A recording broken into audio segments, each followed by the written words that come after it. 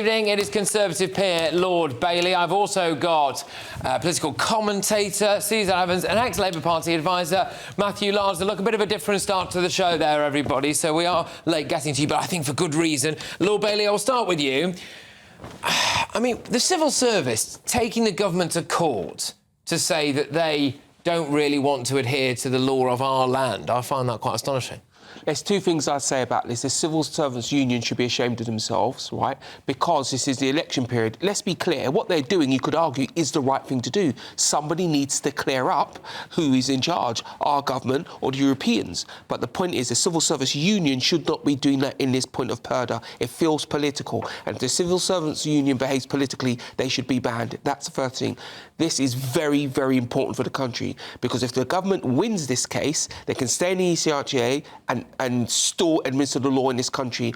I think Rishi Sunak was correct. Our law should take primacy. I wonder how the French feel about it, or the Italians. Yes, we should have an international legal system, but not above the one that is voted for by the democracy of your own nation. Yeah, I mean, I'm going to show you a little clip later on of just how seriously the French seem to take their own border security, actually. Absolutely remarkable stuff. Suzanne, I'll come to you on this. Is the civil service just engaging before our very eyes in over-political, open borders action? Yeah, I think they are. There's no doubt about it. You know, I remember when the EU referendum vote was won by the Leave side, there were reports that the Foreign Office staff were in tears, absolutely distraught that we were going to leave Europe as they saw it. Of course, we weren't leaving Europe at all. We were just leaving the club that was really not in our best interest. But I think, and I've known people in the civil service who talk about the overt politicisation that's going on now, and it's very much a left-wing politicisation. So I totally agree with Sean on this.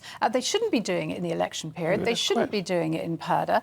It's in a sense a mutiny, I think, against the government, that they are paid to support and paid to roll out the policies that the government wants. You know, Keir Starmer famously said that he'd rather be in Davos than Westminster, didn't he? Now he'd rather adhere to a foreign court than the courts of this land. Is he just a globalist? Well, I'll tell you what, I find it actually offensive for the Prime Minister to call it a foreign court. It's not a foreign court, it's an international court. It's one of his lies, many lies that he told in the debate.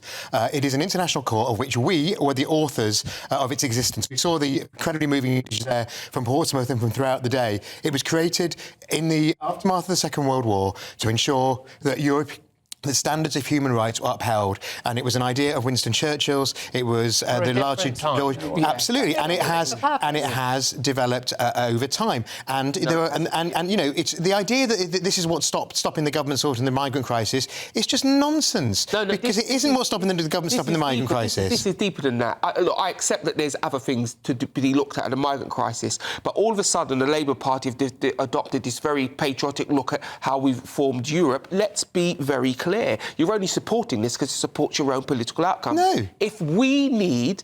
I'm not for leaving, but if we need to leave to enforce our own legal system, we should step off. It's disgraceful. You know fully well politically to achieve different ends. It was set up to keep Europe safe. It currently is doing the opposite. Sean, you know full well that this government has got zero intention of leaving. It is once again lying to voters, as it has done at every election where it claims it might leave. It's got no intention of leaving. Either leave or go. You simply don't know that. And yes, we do know that. Because it will completely unravel the Northern Irish peace agreement, which they're not prepared to do, because it's built into the... Needs must. When we set this up... OK, so we're going to restart war in Northern Ireland. This up, it was seismic for the world, right? It was important, yeah? Absolutely. And continues to be so. And if it's misused, then it might need to be changed, even if it's seismic for the world.